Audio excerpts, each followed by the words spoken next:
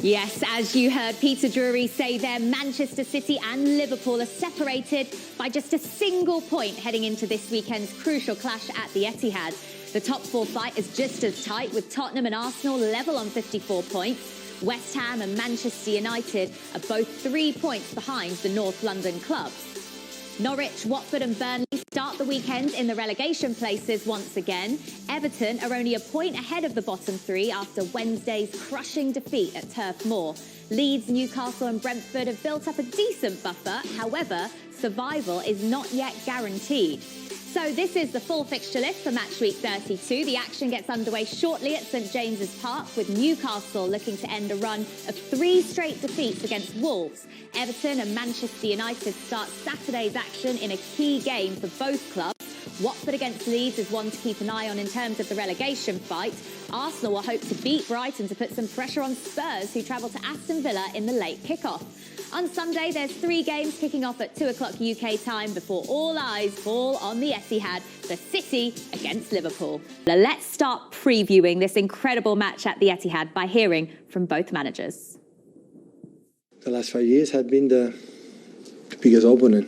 It's been an incredible and marvelous, contender. It was a good games, and but I said many times the opinion about Liverpool, how admire the way they do, how good they are, but in the same time, I enjoy a lot this challenge, and I'm very pleased to leave that on Sunday and next week. And Jurgen has been, as a manager, the biggest rival I ever had in my career, and I think what both teams propose is good for the football, because both teams want to try to be ourselves, and will be an incredible test. And we are ready for the challenge. Our history with City shows that very often.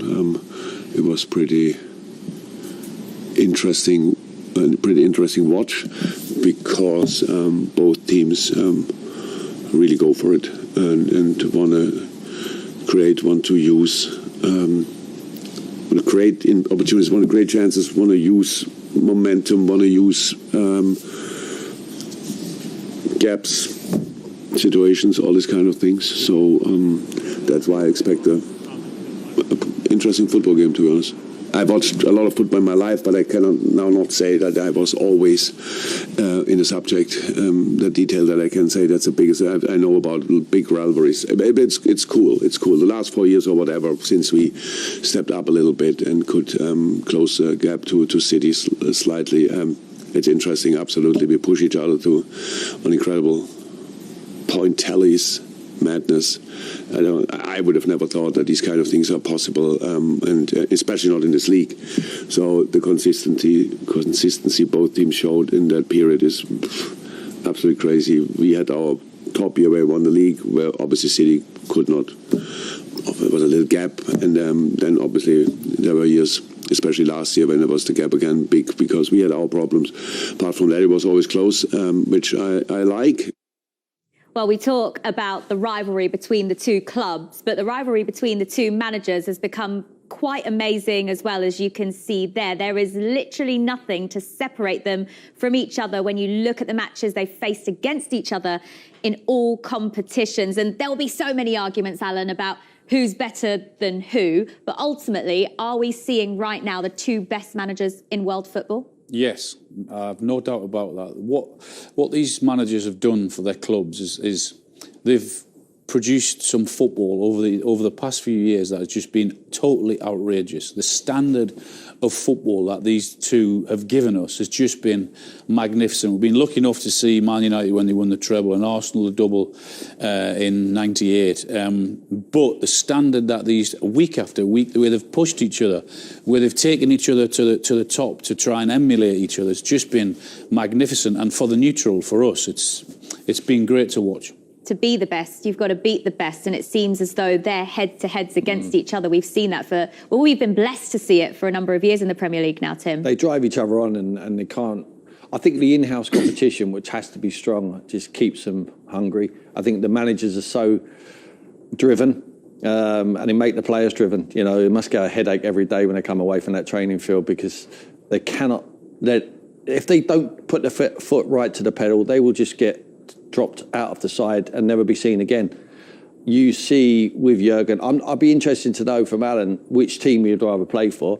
I mean, for me, I have an idea. I'd love to have played in that Man City side, the way that, you know, sitting in front of that back four and giving it to the players in front of me. But for you, Al, I mean, who do you want to play I don't think it matters whether you're on the end of Trent Alexander's balls through or crosses into the box or Kevin De Bruyne from the other side. I mean, it's just, I don't think it matters. And I said it maybe a year or so ago. Any goal scorer on that Man City team, an average goal scorer should get in between 30 and 35 goals. Yeah. There's no doubt about it. So if Kane would have gone there, Al, I mean... if Kane had gone there, he'd have been looking at 40, 45 plus goals. I'm certain of that because of the chances that they do. That's why I couldn't realise why he was trying to push his way to Man City so much. But without doubt, these managers, I mean, they both created the best Premier League teams for their clubs we've ever seen. Well, Man City goes without saying. But Liverpool, it's an argument to say, is this the greatest Liverpool side ever? I mean, when I was coming through, played against one what I thought was incredible. I haven't played against his team. And when I watch them play, I don't want to play against them because of the intensity they play with and the firepower they have in forward areas. But I think there's an argument to say the greatest, these two managers are the two of the best managers. I think Pep's the greatest coach we've ever seen in the Premier League. I think Sir Alex Ferguson has to say as the greatest manager. Different facets to it. But he's not far behind him, Jurgen Klopp. And the way they're at it, you know, it is relentless. Yeah. I mean, they've got different styles, but what they do similar is the way they go after teams, the way they press when they haven't got that ball. And to do that every single week after week, month after month, year after year, to have the desire to wake up every morning to say, yeah, I'm going to be at it because the manager, that's what both managers demand, that they do it in the week and then they also do it when it matters in the game. So to have that drive and the personality and the desire to do that, I think it's just amazing. We watch the Premier League week in, week out. So we watch Manchester City and Liverpool every single weekend, and we get to see the way these coaches coach their team and how they set up. But how is the rivalry between the two seen across Europe?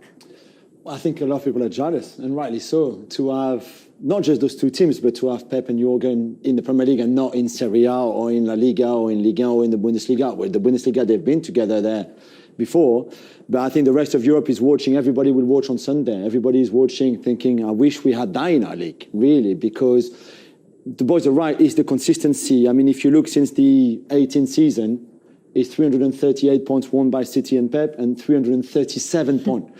How are you on just 1 point between them two? It's amazing. In 4 seasons. This is incredible. And if you look at the number of goals, it's pretty similar. Goals conceded, press is similar. And then we go again into slightly different styles. But they're either top or second in press and counter press and ball recovered and shots allowed and all of that. It's incredible. And what's so impressive about the rivalry is that they actually have so much respect for each other. Pep Guardiola says Klopp is the biggest rival he's had in his career. And Klopp said, as you mentioned, Tim, that Pep Guardiola is the best coach ever. And Pep said he's not, but you would expect that from Pep, because but he knows he is.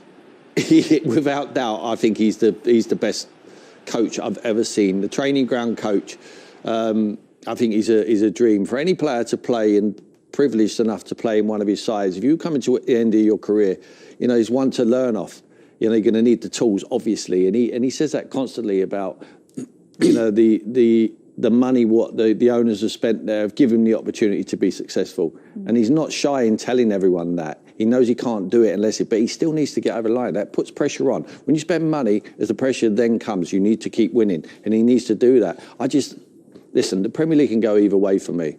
But they've done it. Like when we talked about when Man United were chasing us, they probably thought they were going to overcome us because we hadn't done it before. But now it's a different kettle of fish. They've already done it, Liverpool. Before, when they were chasing, they knew they hadn't had that experience of getting over the line. But now they've both won it. And Man City need to win the Champions League. Jurgen Klopp's already done that at Liverpool.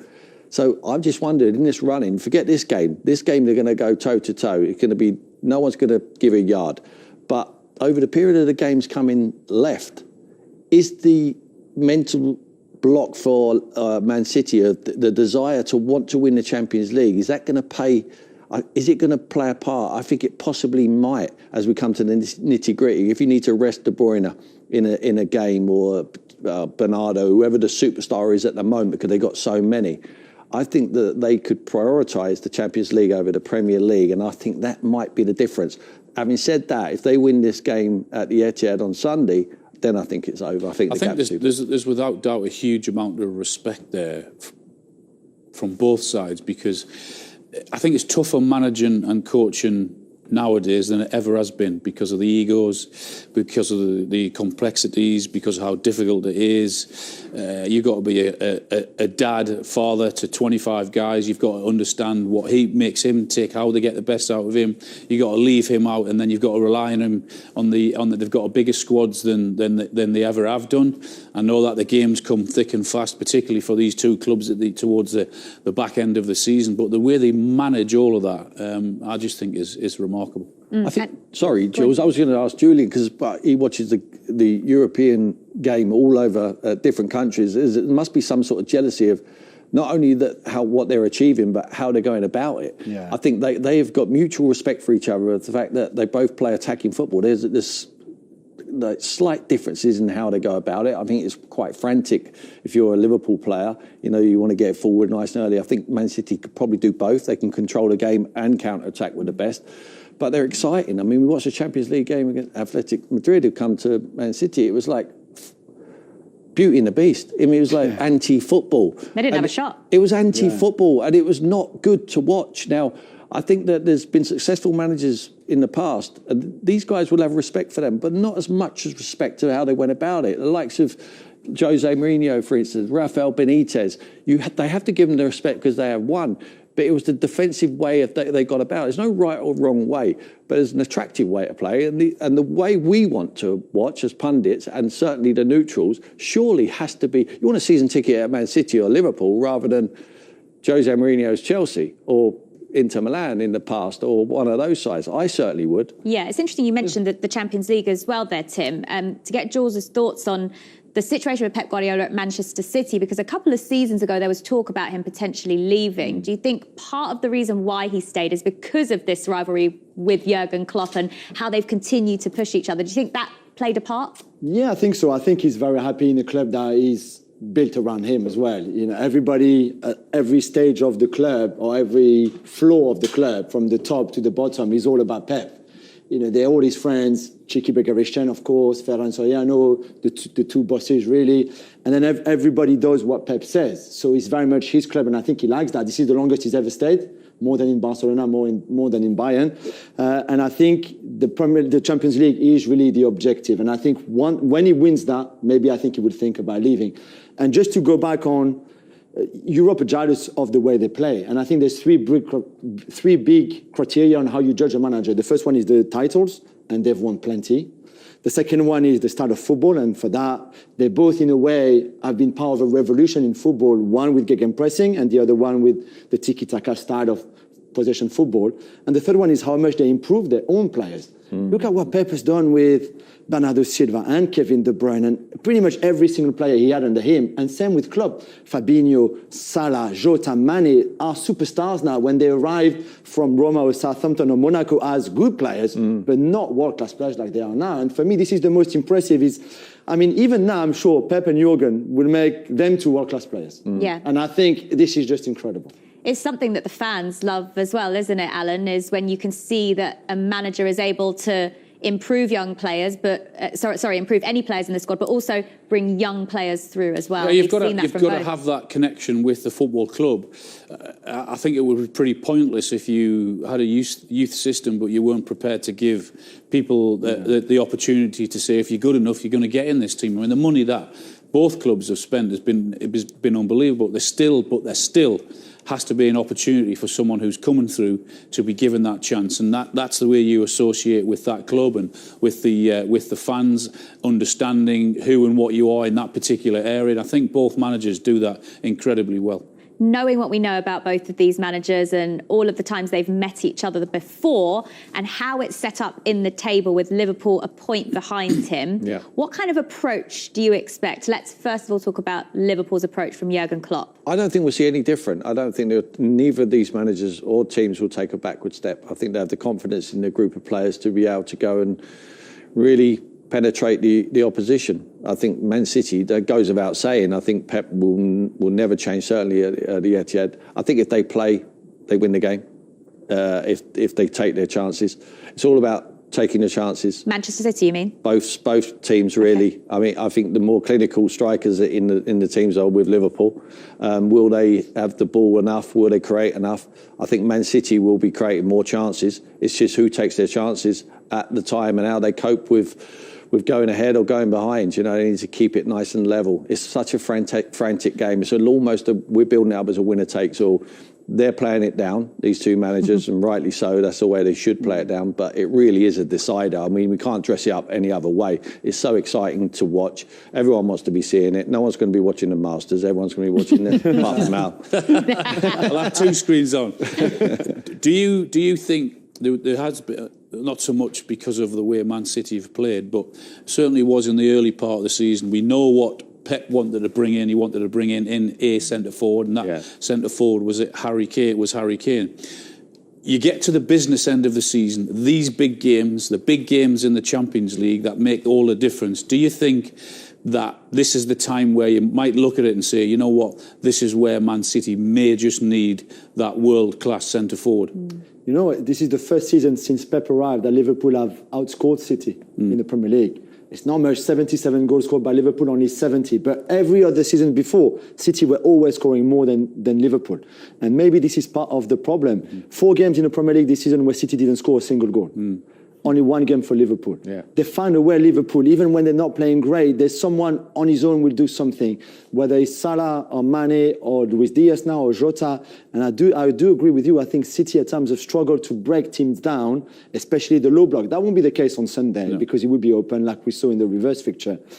But you're right. I think he can deny as much as he wants. Just against the better opposition, when it means that little bit more, when teams are that much better at this stage of the season, when you're in the latter stages of the competition, I just wonder whether they just miss that little bit of know-how in front of goal with that top class centre forward, and obviously I don't think that will be the case for Liverpool because the options they've got in forward positions is ridiculous. But that's why he tried so hard to sign Kane, and that's why they're trying so hard to sign Haaland for next season, for the same reason. Okay, well that actually takes us nicely on to focusing on the players now, because we've heard from the managers. So now let's listen to a man who lit up the reverse fixture at Anfield with one of the goals of the season. I like to be in that level with the other team and just compete all the time.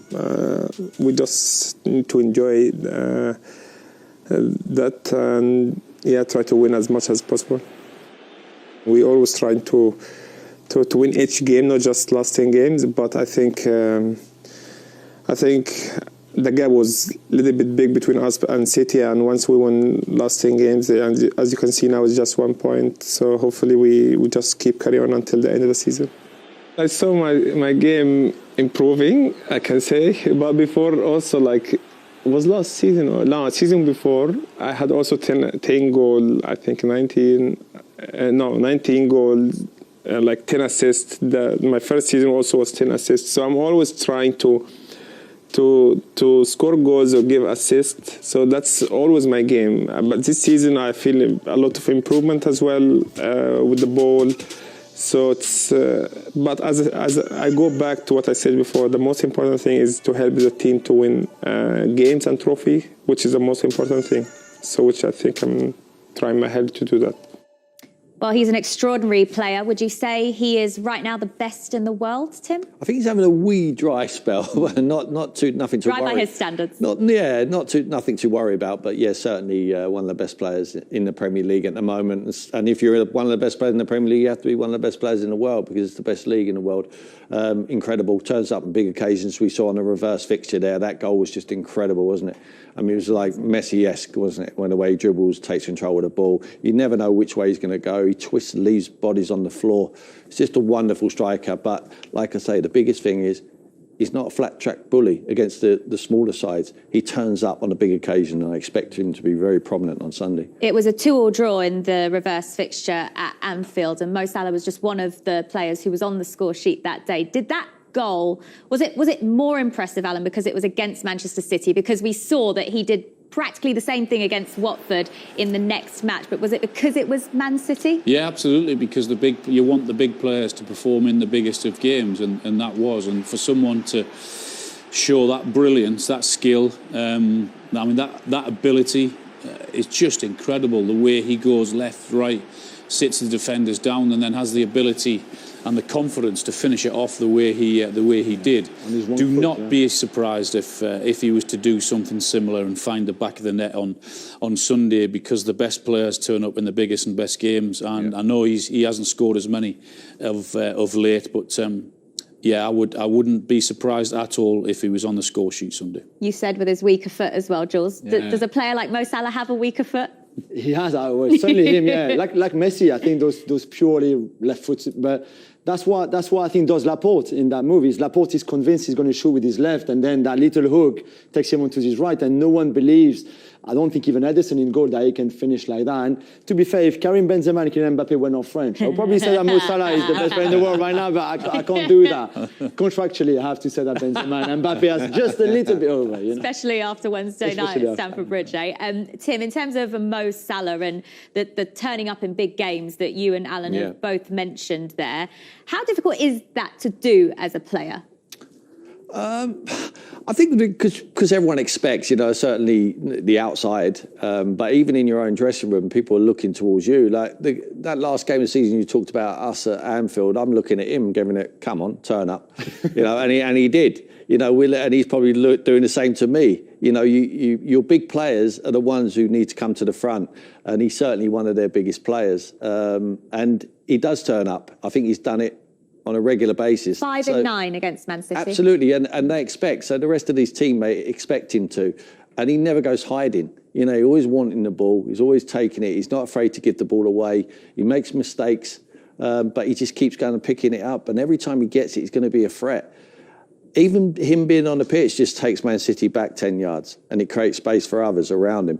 We don't know the dynamics of his partners up there. I'm not sure that Mo Salah cares who he plays with up there at the moment. Because they're equally as good. They've all got their own little qualities, but he's one of the top players on show, and he's done the hard hours. He's gone about it a long way. He's been rejected at Chelsea. He's gone away from the Premier League. Then he's come back. No one expected him to be as brilliant as he had been. I think Jules talked about the structure of the clubs, and I think it's right to give him a mention. He talked about Cheeky and Michael Edwards at Liverpool as well. They're bringing in players for managers who have got a real clear playing identity, so it's easier to scout. But then players then have to come in, they have to listen to the manager, and they have to take on board what he's telling them in training. And I think Mo Salah does it brilliantly. He's a perfect foil for how Jurgen Klopp wants to play. He plays so loose off the right-hand side, drifts he can play down the middle. He just turns up everywhere, but he's just a presence. He's a personality and a presence. For such a little man, he's a giant of a footballer. And mentally, I read one or two reports this week about his contract situation might have been resolved. So if that is true, then you might even see him freer mentally in terms of that might have been on the back of his mind in recent weeks. We know he's been through a tough time with his country and what's happened there over the past few months. So he might be a better player for a decision that might have been made on this week and then lead them into Sunday. Well, also, you mentioned those matches that Mo Salah, he turns up in all of these big games, doesn't he, Jules? Let's talk about him as a player and the qualities he brings to that front three, because now Liverpool have options. So when we look at the potentials that he could play with, you've got Diogo Jota, you've got Luis Diaz, Sadio Mane and Bobby Firmino. Which front three does Jurgen Klopp go with against City? It's interesting. I think if Jota was on the bench against Benfica in the Champions League on Tuesday night, it's to start him on Sunday. I think it's the same for Matip at the back, it's the same for Henderson in midfield. I think they were on the bench because they will start on Sunday. I expect Mane, Salah and Jota to start together. We've seen in the past, I think 2 seasons ago, actually Jota, Mane, Firmino and Salah, all of them playing against City, and that was a 1-1 draw.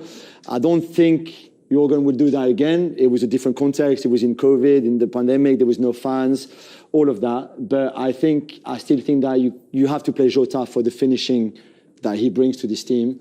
Mane and Salah, of course, have to be there. So I would lead to that. But the five that they have up front, incredible. I even wonder if we've ever seen a front five as good as that. And you can even add, if you want, Minamino and Origi to the table. But those fives is just incredible. Alan, it wasn't that long ago that Origi was number 4 centre forward for them. He was their reserve centre forward, and came on and scored vital goals. So he's number 7, I think, it is, in that list. I mean, the ability that they have in forward positions. I don't think I've seen a team with that much strength in that position. I mean, you look at Man United in the treble when they had Sheringham, Solskjaer, Cole and York.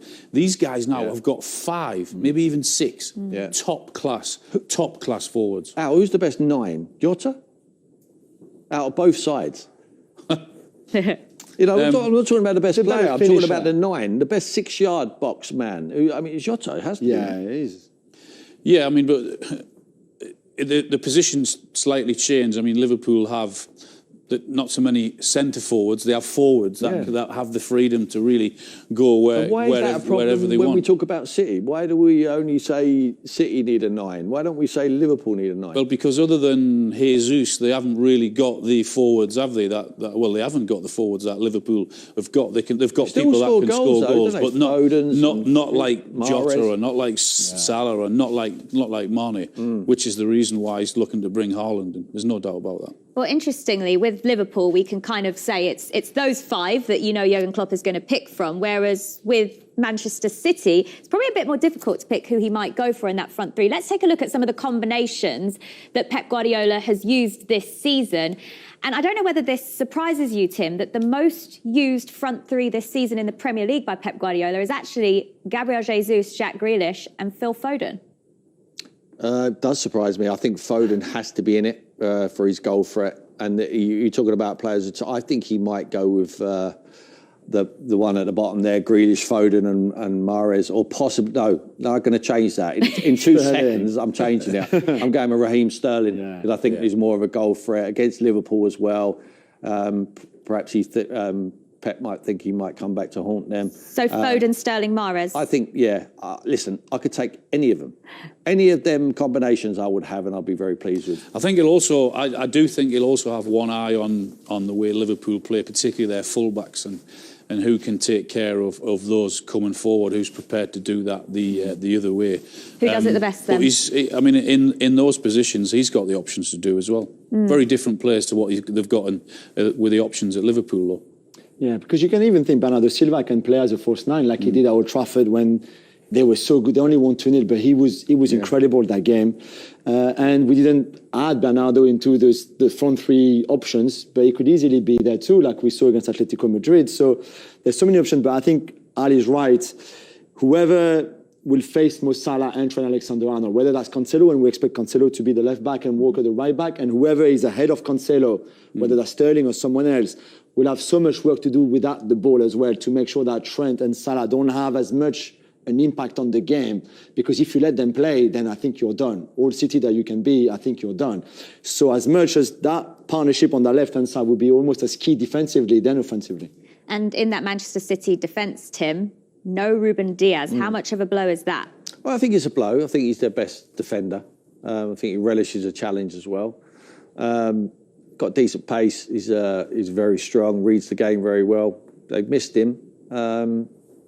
Will they miss him in the big? You never know. Have they missed him? They probably, against the teams they've been playing, they've been winning anyway. They've dropped a few points, but it's been more of lack of goals than it has been defensively.